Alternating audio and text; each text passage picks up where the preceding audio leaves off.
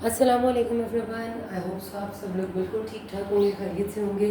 So after a long time I am coming back to you guys with a new thing to learn, जो कि अब हम पढ़ने जा रहे हैं। That is all the things about intermediate module exam और MRCP पार्ट 1 एग्ज़ाम और MTA एग्ज़ाम जो MD के पीछे का होता है, और MRCEM प्राइमरी। ठीक है, एज़ यू गाइस नो कि पहले इससे मैंने CPS पार्ट 1 की वीडियो स्टार्ट की थी, जो कि बीच में रह गई थी, कंप्लीट नहीं हो सकी।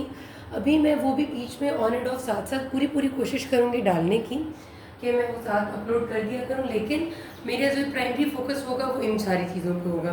Basically what I am going to do, इस वीडियो में आपको एक थोड़ा सा स्केड्यूल बता दूँ कि फर्स्ट ऑफ ऑल हम ये सारे मेन टॉपिक्स हैं। Clinical sciences, pulmonology, gastro, cardiology, neuro, nephro, infectious diseases, hematology and endocrinology.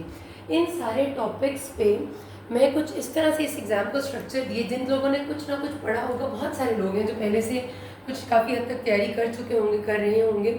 असल में ऐसा होता है कि जैसे आप MRCP की तैयारी की, पास टेस्ट, पास मेडिसिन और बहुत सारी चीज़ों की सब्सक्रिप्शन है, आप लोग वो लेते हैं। उसमें ये होता है कि MCQ आते हैं और MCQs के नीचे एक्सप्लेनेशन आती हैं।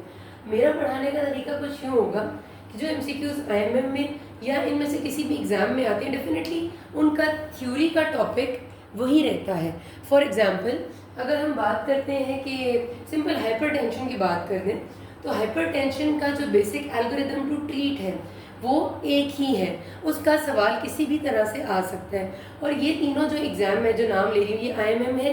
इसका सिलेबस इनसे इससे और इससे बिल्कुल मिलता है, मोर और less. Specially IMM MRCP part 1 और MTA की तैयारी बिल्कुल एक जैसी है, और MRCEM की तैयारी थोड़ी सी डिफरेंस आ जाता है कुछ टॉपिक्स में, जब इमरजेंसी मेडिसिन इन्वॉल्व होती है। बाकी तैयारी में उसकी क्लिनिकल साइंसेस बहुत ज़्यादा ज़रूरी हैं। Anatomy and physiology major portion cover करती हैं। तो हम ये करेंगे मेरा पढ़ाने के तरीके में कि मैं आपको वो टॉपिक बताया करूँगी। फॉर एग्जांपल, मैंने आपको एग्जांपल दी हाइपरटेंशन की, कि एक MCQ बहुत कॉमनली जैसे आते हैं कैल्शियम चैनल ब्लॉकर से रिलेटेड, एक या कई तरह से आता है कि वो उनके साइड इफेक्ट्स हैं बारी बारी, वो सारे ही पूछे जाते हैं। एमलोडापिन का साइड इफेक्ट है, आपको पता है कि पीडल एडेमा हो जाता है।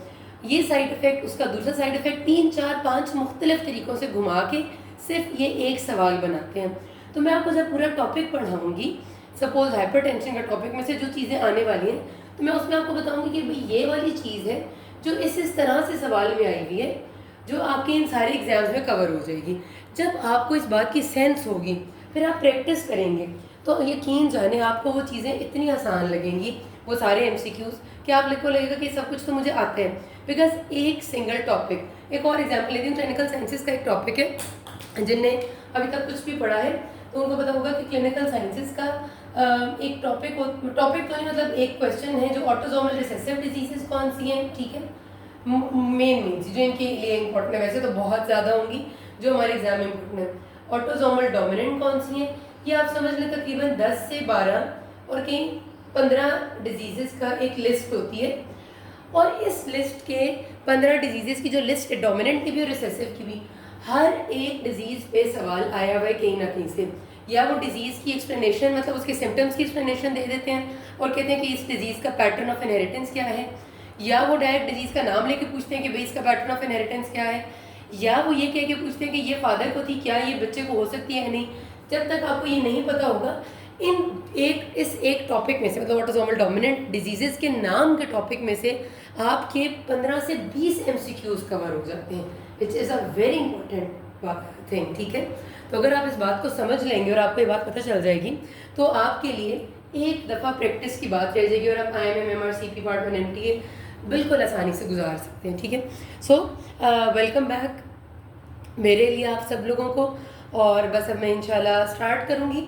और अच्छा, ये ध्यान में रखिएगा, कुछ लोगों का ख्याल होता है कि बस कार्डियो, न्यूरो, नेफ्रो, गैस्ट्रो और पल्मो ये इंपॉर्टेंट है, बाकियों को साइड लाइन कर देते हैं। ये जो मैंने लिखे हैं, ये वो वाले सारे टॉपिक्स हैं जो बहुत ज़्यादा इंपॉर्टेंट है। इसके अलावा डर्मेटोलॉजी, साइकाइट्री और जीरियाट्रिक मेडिसिन और कई ऐसे टॉपिक्स हैं जो माइनर्स हैं, जो मैंने अभी लिखे ही नहीं है, और वो भी बहुत ज़्यादा इंपॉर्टेंट है। तो इस वजह से ये तो साइड लाइन हो ही नहीं सकते, और वो भी नहीं हो सकते, उनको भी मैं कवर करूँगी, पर मैं स्टार्ट इनमें से लूँगी। और मेरा पहला टॉपिक इसमें से क्लिनिकल साइंसेज होगा। क्लिनिकल साइंसेज को रखने की बहुत इंपॉर्टेंट वजह है, बहुत सारे लोग कार्डियो से शुरू करें, बहुत सारे पल्मो से शुरू करते हैं। आई नो आप सब लोग MBBS करके आए और सभी क्लिनिकल साइंसेज में आपकी सारी anatomy, pharma, physio, community medicine ये सब आ जाते हैं।